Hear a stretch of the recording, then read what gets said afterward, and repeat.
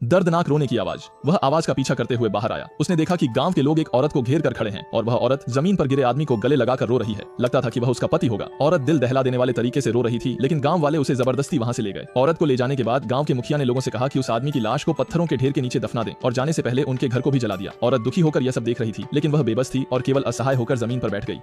आखिर केली ने देखा कि वह महिला नफरत से दुष्ट चुड़ैल बन गई। केली जब जागी तो खुद को अपनी जगह पर पाया और सुबह हो चुकी थी। ऐसा लग रहा था कि यह बुरा सपना था, लेकिन उसे महसूस हुआ जैसे यह घटना सच में हुई। उनके दोस्त सामान पैक करने लगे ताकि वे निकल सकें। जैसा कि तय था, वे यहाँ सिर्फ एक रात रुकने वाले थे। जब वे नाव का इंतजार कर रहे थे, तभी लिली ने अनजाने में अपने फोन के एल्बम में एक अजीब फोटो देखी, जिसमें वे सभी पिछली रात कतार में लेटे थे। फोटो किसने ली?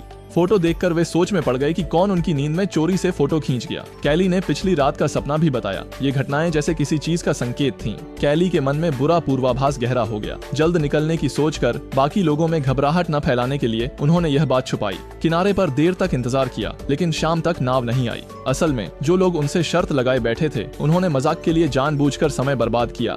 समय जानबूझकर टाला गया ताकि वे द्वीप पर एक और दिन रुकें। वे समय पर निकल सकते थे, शायद कुछ नहीं होता, लेकिन उनके कुछ शरारती दोस्त थे। गाइड को पता चला कि कैली और उनके साथी द्वीप पर फंसे हैं, तो उसका चेहरा बदल गया। उसने फोन किया, लेकिन संपर्क नहीं हो सका। उसने तुरंत संदेश भेजकर उन्हें चेतावनी दी कि वे परित्यक्त गांव के पास न जाएं, लेकिन द्वीप पर कोई सिग्नल नहीं था जिससे गाइड का संदेश पहुंच सके।